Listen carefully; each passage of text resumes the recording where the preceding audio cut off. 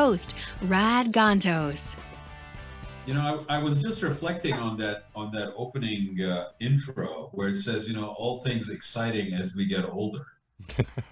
Yeah.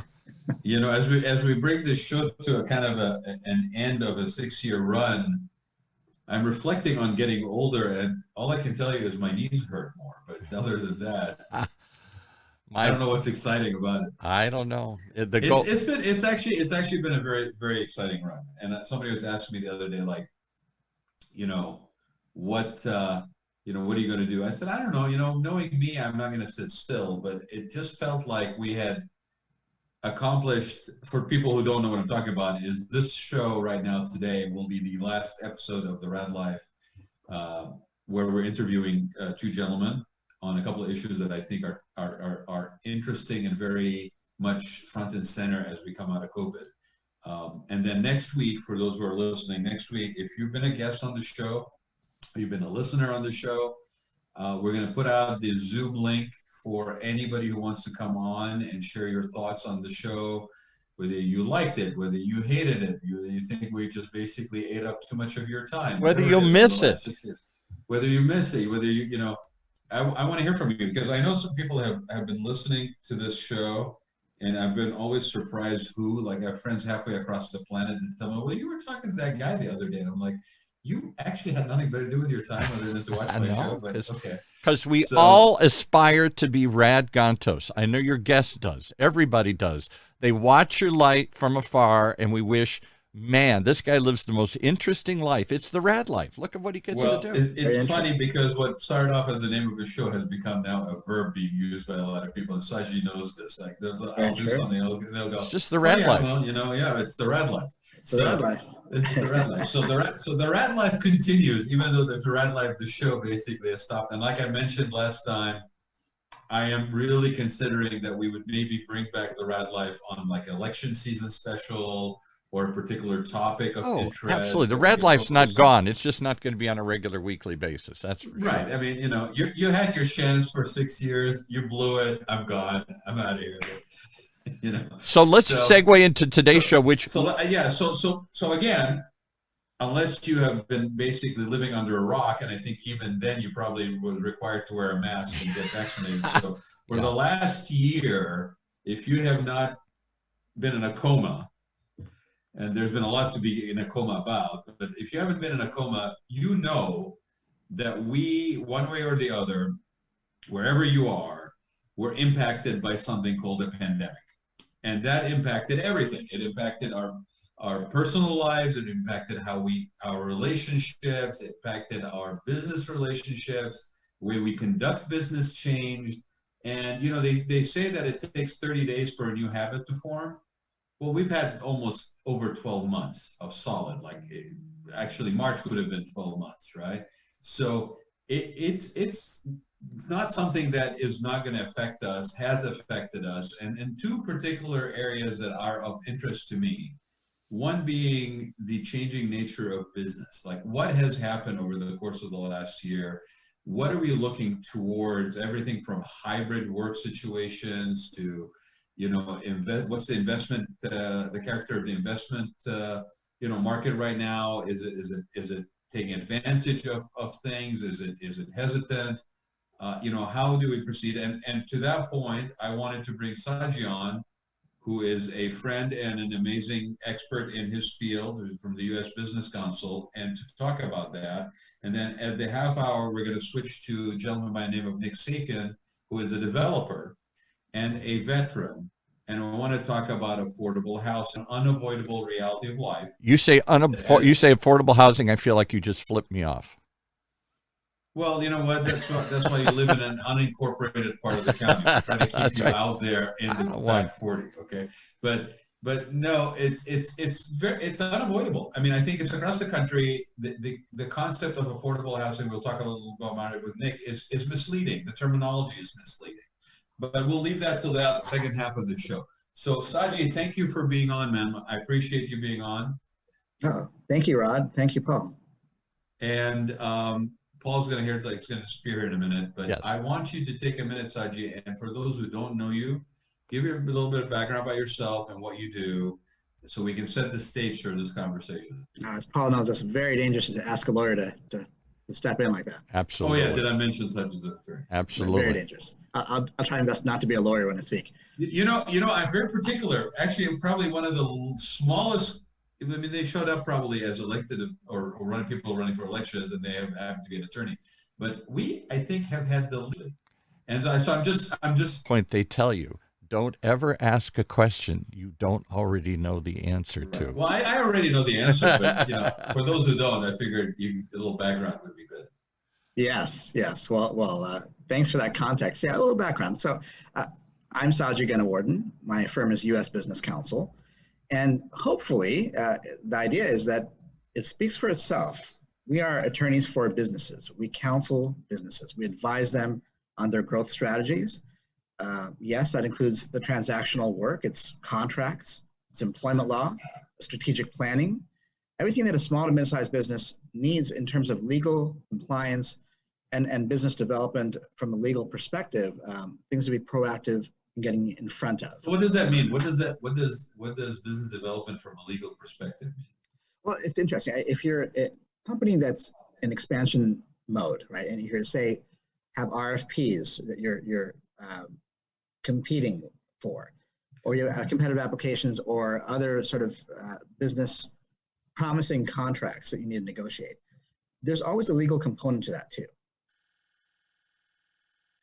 To you after the contract signed. So we do a lot of and what you're pointing out, I think, is that in many cases that kind of stuff is done sort of happenstance, or it's not really done with the guidance when it really should be, because there's too many pitfalls that potentially, and it's too steep a learning curve if you don't get the benefit of that expertise, right?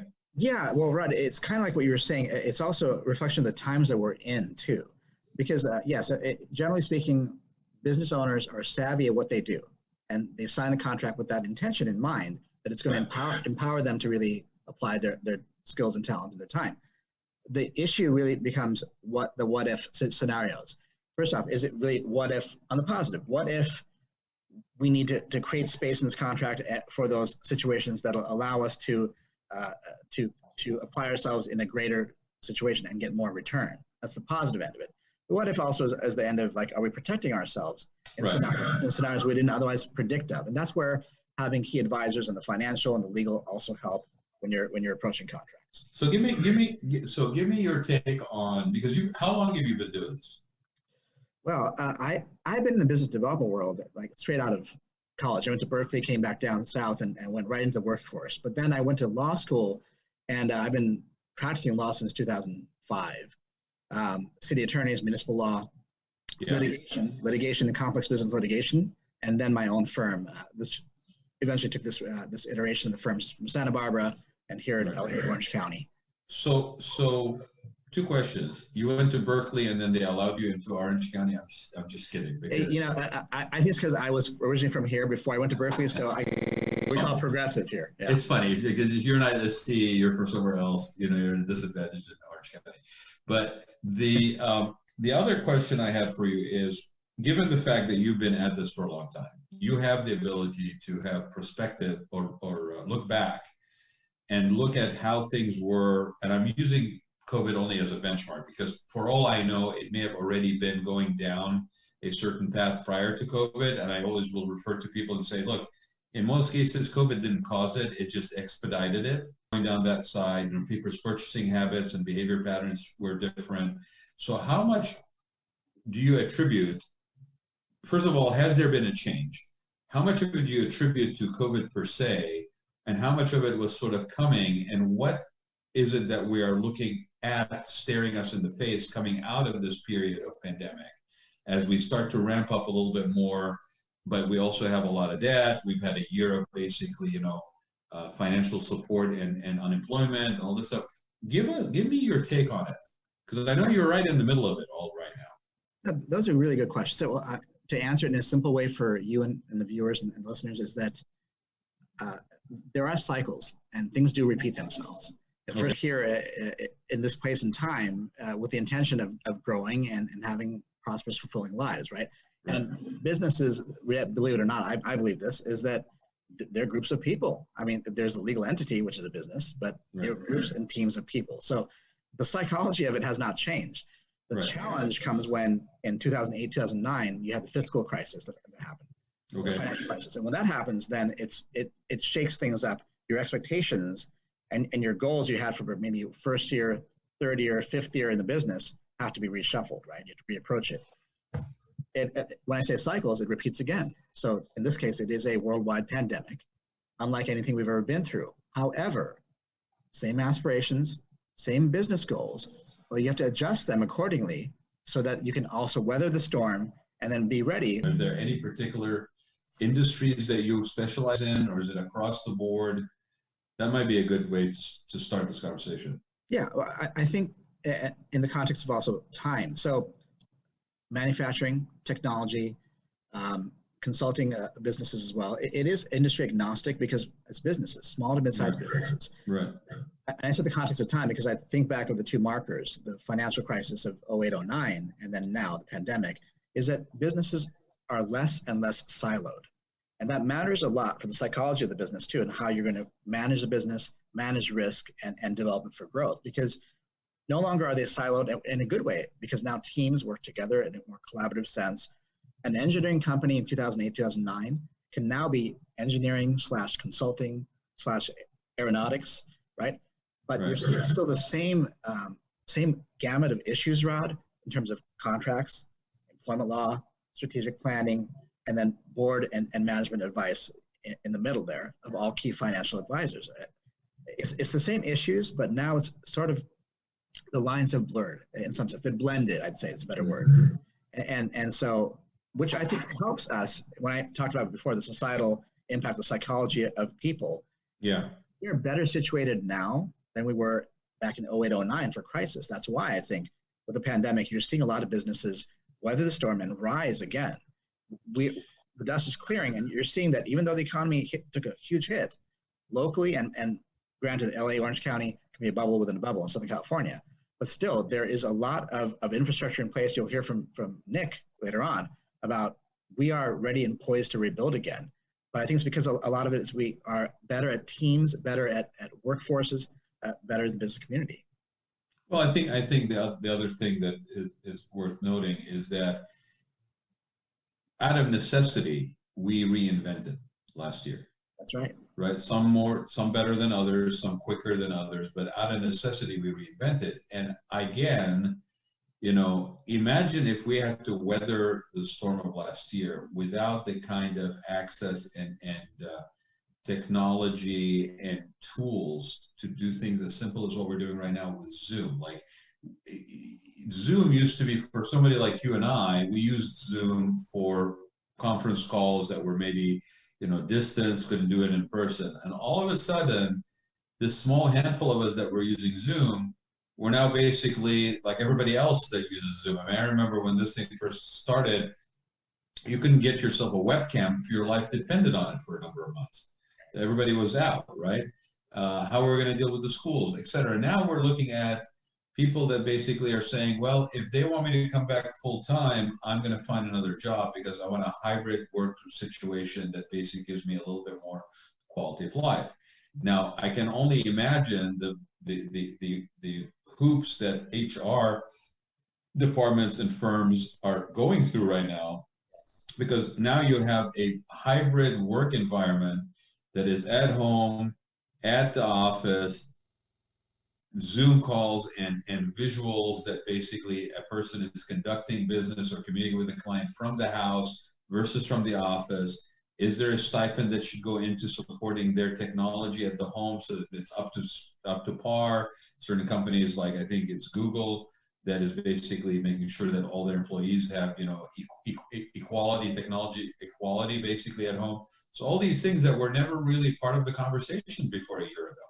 And now are very much factors of what, like your business. Like if you're trying to hire somebody, you're now trying to coax them into being somebody that gets hired, but has flexibility in where and when they work and how they work, as long as the work done, right? So for us that have been doing this for 20 years or working remotely, it kind of like is secondhand, but the majority of people were very much in a traditional work environment, and that has just completely got blown to pieces, right? Yes, absolutely. And traditional. So even though I did say, to your point, a lot of the silos have been broken apart, and lines are now blended, right? Right. It is true. Some industries are more arcane than others. My one being one of them. The legal industry is very sort of fixed in the way that they deliver. My model changed though in 08, 09, different than most of the industry. As you know, I have the corporate counsel program and that flat fee model, which opposes that billable hour model. And that is an example of how companies within industries have sort of forged ahead and thought about how to get ready for situations that are less predictable. You talk about remote work. That's also another thing too. Companies were starting to do that before this pandemic. Sure. Some were slow, to your point too. But we all had to get caught up real fast because of the technical necessity and the employee expectation of needing to have accessibility and to maintain their home life and their children and their family as well as their work. Although it was funny, somebody pointed out to me the other day that it may be also generational. They said that it might be, that particular aspect of it might be generational in the following way, that if you are older and you have a little bit more of an established presence or reputation in the industry or your field of expertise, you may feel a little bit more confident that you don't necessarily need to be in the office all the time to show your face, because you have already an established presence that affords you the ability not to have to be present at all times. Whereas younger people may feel like they have to be in front of the people that are going to be, instrumental in giving them promotions, and that if they are basically remote, they may be at a disadvantage. I thought that was a very interesting take on it. And it was from somebody who was a millennial. Could argue that if somebody was older and they weren't really showing enough face time or getting enough face time, that they were kind of in a precarious position because they could be laid off, or they're kind of obsolete. So I could make an argument the opposite direction too. But coming from a millennial who basically, for all intents and purposes, has never seen a downturn, like, what are they, like, what are they, 21? So 8. So, I mean, if they were 15, they've been working for like maybe almost 10 years now. They've never really seen an economic downturn. They don't know how to navigate this. It's the first time. And so for them to basically be cognizant of the fact, or at least this person was, that if they spend enough face time with their boss, that they may be at a disadvantage of being promoted, I thought was a very interesting take. I think you're onto something with that, and that position that she or he shared is interesting, because most of the workforce, as the trend is now heading towards millennial, right, if you will, and even so, each experience is unique and different. But that experience you shared with me is the opposite of actually what the data is showing. Is that that's exactly what I thought, right? Which is interesting, but that also tells us that data is data. But the human experience is unique, and that's where culture and competency have to meet here. Can't find the middle ground that really works for the culture and competency of the organization. You're going to fall into problems that can really besiege a company. So before we go, 2 things. First of all, what are some of the things that people should be, like, from what you're experiencing right now with your clients? What are some of the things that you're seeing that people should be cognizant about at this point in time, as they are basically either, trying to come out of a survival and mode into people that are maybe looking to buy businesses right now, or sell businesses? What advice or things that people should be aware of would you share? Sure. I'd say, let me sort of gear this towards business owners and also people who are in the workforce, both. It can't be stressed enough. Just watch for the turn ahead, because even though the master ourselves such that we go back necessarily to the way it was, so to speak. What I mean by that is we have to appreciate where we are in this context and this time, and curate a culture. And take 2 things. Take the opportunity to revisit your goals, both as a workforce and also as a company too. Does this company match your goals? For the company, is the trajectory we set? Because what's going to happen is the economy is going to open up and people are going to go, and the lines are out and people are going to race. But the reality is that the people who are going to succeed, the businesses that will succeed, reflective of where the culture and the community is going. So it's a great time to reassess goals. I'd say And the second thing about that is curate a culture of authenticity. What I mean by that is, you talked about the workforce. Make sure that you're communicating well within the vested interest of your employees and the company. Make sure that the goals are aligned. It's a good time to work closely with your HR and your human capital management teams to make sure that it is the right team, because the right team last year may not be the right team this year if your goals have changed. So this is the time to kind of approach those things, look at risk. And the interesting thing about that is, for me, is that preparation that you're talking about, usually we don't, to your point, we usually don't have the ability to do that. We don't have the quiet space. You and I have had a conversation about this, but there's no, yes. It seemed like until we got stopped in our tracks, in a way, we were just barreling down the road, head down, going faster and more stuff to put on my plate as the more I'm fortunate enough as a business to be still around at this point, because a lot of businesses did not make it through last year. Yes. You really owe it to yourself to get your head into sort of some growth mindset as we're coming out of this, and give yourself, there's another factor other than your own internal drive to do that is actually people with just the business, as long as you're trying to improve. Meaning, nobody's going to be critical about you right now because everybody's coming out of a difficult time. In the moment, you will be a few months from now. But Yes. right now, you have a window to basically take a risk, do a reevaluate, reposition, reinvent yourself. Yes, and I think that's why in seizing the opportunity, it goes down to the nuts and bolts. What I was saying last is face those risks that you didn't maybe face before. Revisit your goals and strategic plan. Revisit you got to do the hard work of looking at your workforce. Is it the right workforce? Is it the right composite, the competency and the culture that you need for the next 5 years? And if not, work with people to offboard and onboard the right talent. Yeah. Revisit your contracts, your insurance policies, your key vendor contracts, things that will make sure you're stable. Because I always have to say, Raad, you've heard me say this again and again, it's not a matter of if, but when. So get ready for it. And there's no better time that people to appreciate risk than what we've gone through.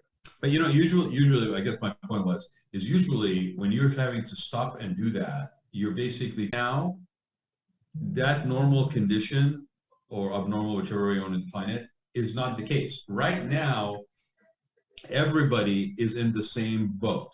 Absolutely. Now, it may be a different size boat, it may be moving faster, maybe moving slower, but everybody's sort of in the same boat, that we're coming out of this period where now I'm not going to evaluate you on where you're at, but I have expectations of you to basically exceed my where you were coming out of this, because that's really going to be the true measure of whether somebody grew through this period or not, whether individually or as a business. And I think as a business, it provides you an opportunity to reinvent. I mean, you know me, I'm repositioning my business right now, from a pure sort of we never really were, but we had a little bit more of an aesthetic component to our mission. And now it's more of a sort of a quality of life enhancement service. I know. We changed the slogan from, we don't design interiors, we design experiences, to now the slogan is designs for your life, right? Yeah. And it's a result of reflecting on this last year of, how's my work life? How is my home life? It's a perfect example. Yeah. Yeah, because you've done that. You're doing exactly what you're saying, and you're applying yourself in that. To borrow from your analogy, it's like there was a time last year to this year that it was a shock to the system. We were still in the water. All of us were in together. You're right. Yeah. But now the water is the current is picking up. The wind is picking up, and pretty soon it's going to set sail, and it's time to go.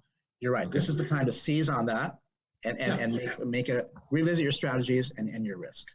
Yeah, it's an opportunity, people. It really is an opportunity. I mean, when we first started doing these shows during COVID, I used to say, you have a choice. You have either a choice to have a bunker mentality or a growth mindset. And if you have a growth mindset, under normal circumstances, you're moving so fast. If you stop, you're going to lose income. You retool, whatever. Usually, you can't stop the machinery without a cost to retool it. Right now, you can retool it with a very little cost impact that normally you would pay. it is a critical investment period. It's not just that we can, but businesses are incumbent upon themselves. If they want to thrive in the future, they have to. It's not about surviving anymore. It's about position to thrive. So if you don't, then you will be left behind. Well, and if you think about your market as being 100 competitors, right? Yeah. And you now are down, let's say, to maybe 60.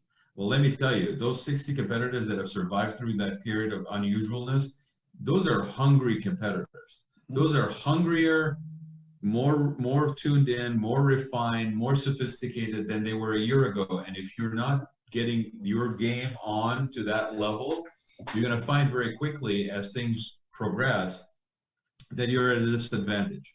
So I think also, need to take, yeah. Yeah, one more thing to your point, what you're saying now, which ties back to what you said, 180 on Google as an example of the workforce and how they changed it when quickly to remote, is that's how you can see, watch and learn from companies that are doing it. They were ahead of the curve. By doing that, they were situated for the success that they're going to be seeing in the years ahead because they were quick to move on that.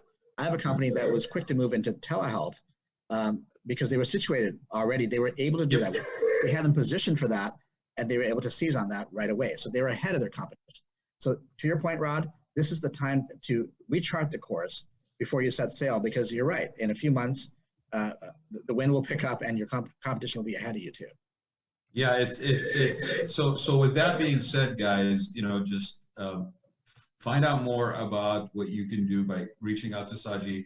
Saji, give people your contact information, how they can get a hold of you. Sure. I'm not going to try this last name. I'll give it a go. We'll see if people can spell it. Saji Gunawarden.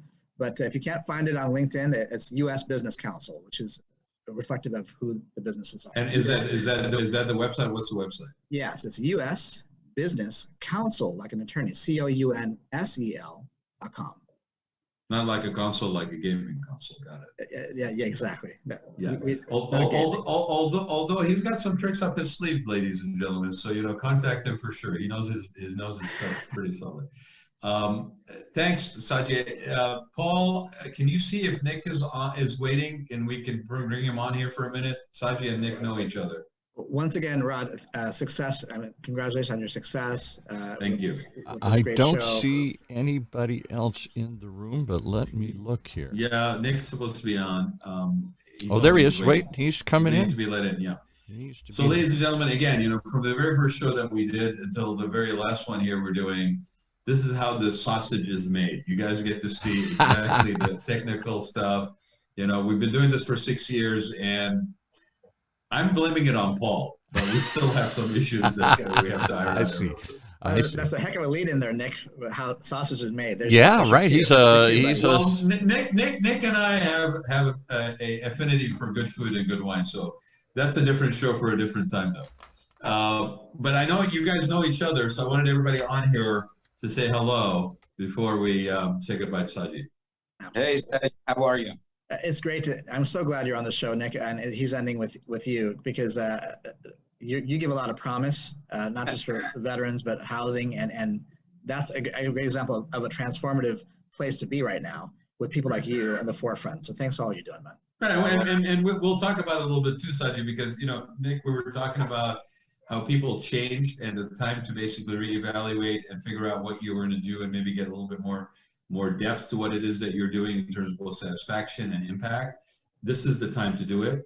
And we'll talk about how that basically became a focus for you during this last year, relevant to affordable housing. So Saji, thanks again for being on. Thank you, Rod. Thank you, Paul. Thank you, Nick. I appreciate you, my friend. I will talk to you soon. Appreciate you as well. Bye, everyone. Bye. So, ladies and gentlemen, we have Mr. Nick Safian on with us, and Nick is another fellow Center Club member, and we've known each other for a while. And what Nick is doing now has been near and dear to my heart for a long time, and I think it gets maligned and misrepresented so much that it's unfortunate, because it's a very important and necessary thing that we need to start incorporating into our communities and start getting a different mindset to. Both because of the positive impact it has, and we'll talk to Nick about that a little bit more now, and also because it's just a dire need. I mean, the topic is affordable housing, and for some reason, there's a commonality to that terminology that a lot of people, when you say affordable housing, especially in affluent communities, they look down their nose on that concept very much because they feel like it's going to dilute property values. It's going to bring in unnecessary, undesirable element, people that are maybe going to be more like squatting. It's like 1 degree away from homeless, which is very unfortunate because we definitely have a need for it in our communities. So with that being said, Nick, welcome to the show. I appreciate you being on. Thank you for having me, Rod. And for people who don't know you as well as I do, Nick is a great guy. Tell people about yourself and how, what you do, what your background is. I mentioned before when I was talking with Saji that, you're focused on veterans, you're retired, former military, and tell people about what you've been doing and then how this shift into this particular focus. Absolutely. So I retired military officer with 24 years of service. And after I retired, I got into my own business and became a contractor, a licensed contractor in the state of California. We've been doing a lot of construction in Southern California to the point where we saw the need for maybe some large developments to help in our communities. We saw a need for affordable housing because there was the lack of it. And fortunately, the more the housing prices go up, more the rent goes up. And Right. it's not, and Rod, just like you mentioned, a lot of people think of affordable housing to be low income, Section 8. Section 8 tenement housing projects, yeah. Truthfully, it's not. It's more or less workforce housing. It's somewhere along the line where middle class people are not able to anymore afford the prices as they go higher. Right. Looking for a place, a clean place, a nice place, but affordable at the same time. And I'm not really sure for what reason whatsoever, because rent is not dependent on the market, but it keeps on going up and up to a point where these days it's not affordable anymore. So part of it was like it used to be a lack of inventory in terms of rentals, especially in communities that were all single family homes and tracts. And that was kind of, the communities, and all of a sudden you're talking about a high density, which I have a problem with, and then you tell me it's affordable housing high density. They're just so let's just be clear, that when we say the word affordable, it's subjective. Right. There's different levels of affordable housing. Of course, when you say affordable housing, it's not the market rate, it's lower, but right. Affordable is it? Intermediate affordable housing is approximately 30% less than what the market rate should be. A little bit more less than that, maybe affordable housing to somebody that's just a little bit over Section 8, or maybe on voucher system or some sort of a sponsorship by government because of one benefit or another. Yeah. It's approximately 50%. Veteran housing is these days becoming a little bit more sustainable because we have a lot of organizations that are trying to support our veterans. Right. But of the services that come with the housing is the one that's a big thing over here. Transportation, back and forth to medical facilities, the VA hospital, or maybe jobs. The lack of jobs also play a big hand in that, because when people get out of the military, their transition is very difficult. Right. Some of them are not trained in the private sector, so they have to be retrained. So then that pushes us to the education part. So part of our residential affordable housing communities that we're building have these services so veterans can actually get a leg up and enter or re-enter civilian or the private sector successfully. But we also work with, families that are, their income is a medium range income. It's not high. They need affordability. So we work with them. These are not homeless people. These are not people that are on any type of substance, alcohol, addicts. These are really good, hardworking American people that want to just life, and we're making it affordable for them. Well, Nick, sorry. I mean, one thing, just again, to highlight sort of the importance of terminology and how it basically affects. You and I had a conversation last week about, what else could we call this? And obviously it's referred to as affordable housing, and that's how the industry knows it.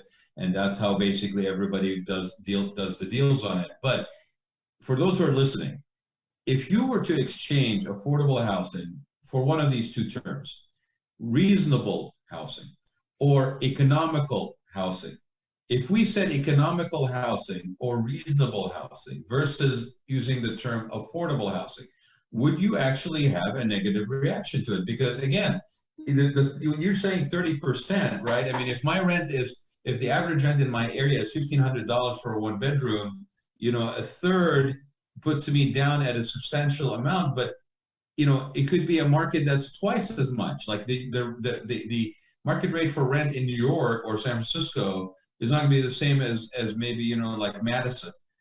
So there's a relevant factor. It's all in perspective or in relevance to the area that you're talking about these projects. So what is the projects that you're working on, Nick, which are like a mixed use, higher, good sized projects? Are you finding that there's certain areas that are more receptive to this versus others? Yeah, a good city that sees the benefit of having affordable housing, reasonable housing in their area finds it to be very good, not only economically, but also for the people, for the community, because you could house somebody that could afford our new development, at the same time find jobs locally, find the benefits of the services that we give, the education, some other items for their kids. So it's all, the city has to believe in something like this. The community has to come together to see the need for also, because most of these jobs, they're maybe a little bit less of an income than your normal jobs, are being filled by people that live outside or the outskirts of the city. So the city doesn't benefit from having non-city residents working in their city. We need to open up when we need to bring the economics back to the city by building local homes, live in, affordable, reasonable. So and my guess is, for those who don't know, that when you actually go into this as a developer or a builder, that there's pretty stringent requirements or certain guidelines that you need to follow? Yeah, absolutely. I mean, the city puts so much restriction on zoning and high density that it sometimes doesn't make sense for a developer to come in and build just a few homes, make them reasonably priced, and try to either sell them or rent them. It just it doesn't pencil out. Yeah, absolutely. So you have to increase the density for somebody to come in to find it worthwhile for them to do it, but at the same time give back. So the benefit is much more for the community, for the people that live in the community as a whole. Well, you've been on a couple of interviews recently and put out a couple of articles. So let's talk about those benefits. Let's talk about the things that sometimes get pushed to the back burner, but are really also positive impacts both on the community and the area that you mentioned and discussed, because I thought that those were very important and really don't get a lot of exposure or time. Yeah, so most of the articles that we've been trying to put out there, part of our outreach program, is to make sure that the community knows about all the services that come with it, the groups that we help, the seniors that we help to be able to afford it. I mean, a lot of these seniors, they reach a certain age and their income is limited. And so they're not able to afford to lease a place for themselves, especially if they didn't properly save for their retirements. Right. The transitioning, and some people that work in the city are not able to afford these apartments. Right. And are you finding that, because I mentioned this with Saji, is like, we're coming out of this period of pandemic right now, right? I mean, the issue of affordable housing has been an issue that has been on the forefront, really, for some cities more so than others, but it's never been something that just happened, or, it's been around for a while. But I think there's been a little bit of an additional reality maybe that has happened because of this last year in terms of, so could talk about that a little bit, Nick, please. Well, with the pandemic hitting us, our past year has been a little difficult. We've lost the capability to work closely with customers, with employees. We've had to go over and beyond to make sure that everybody's protected. So there's extra expense to be able to do that.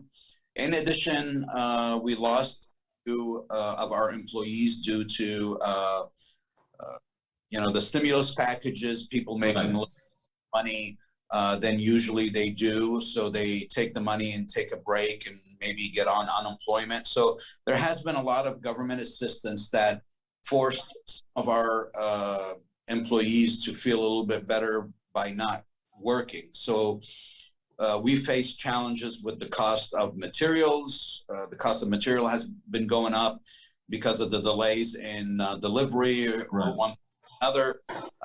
Factories have not been able to work.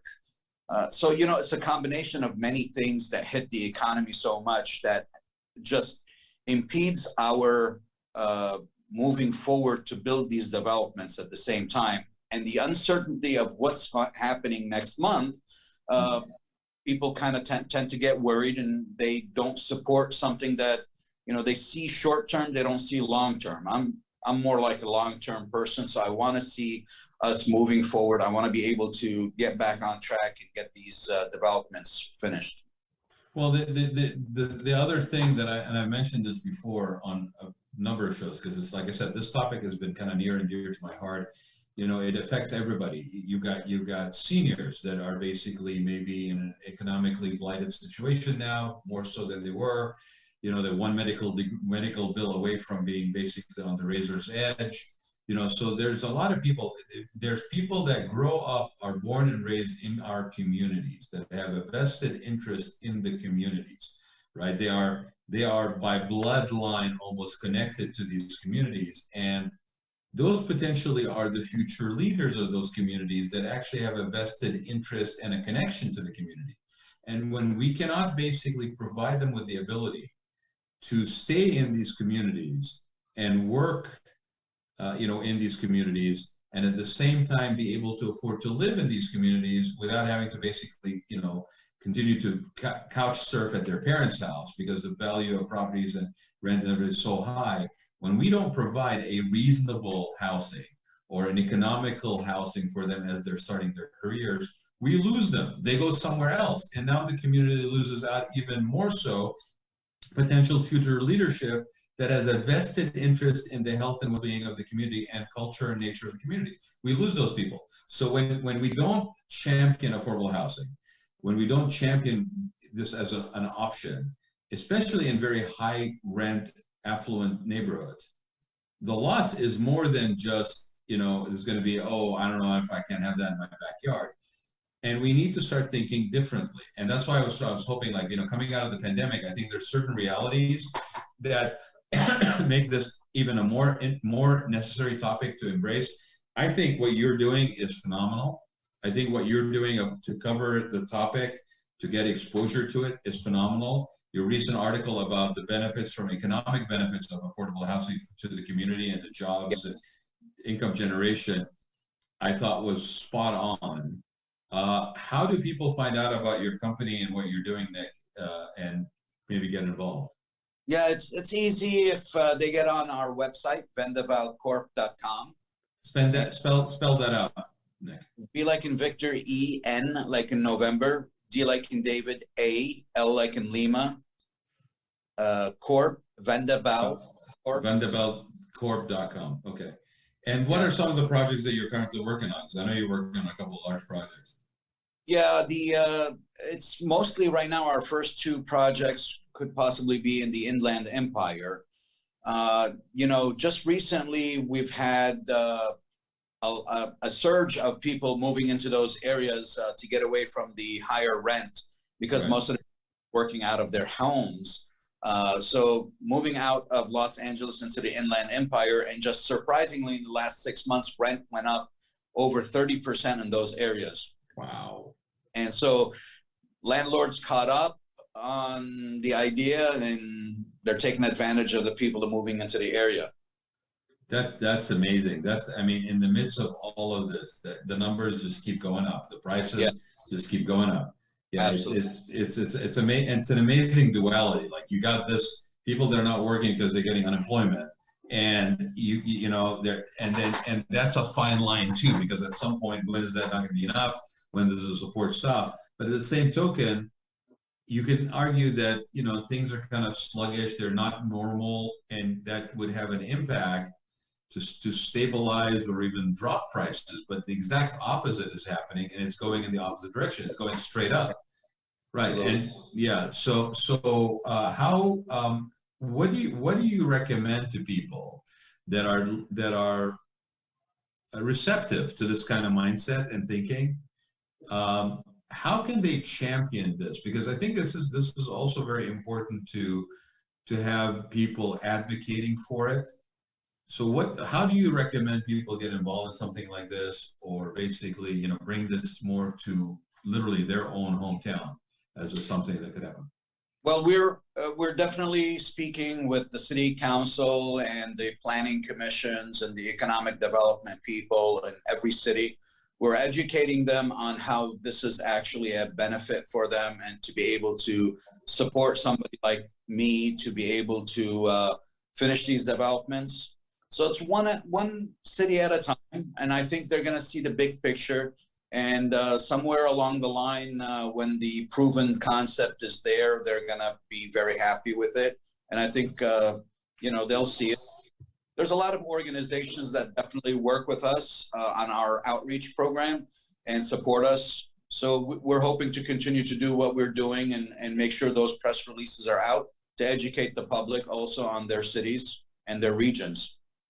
Well, I think it's, if you are in this mindset, if you are a person that's looking around and saying, I got my own home, I'm comfortable, I'm good, but I can totally see where there's this need for this layer of housing in my community to make it to have positive impacts on it, and stop basically being just very black and white the minute you see the words affordable housing and looking at it as a negative. Like, really filter it through. I think if you're interested, to Nick's point, you can reach out to your city council.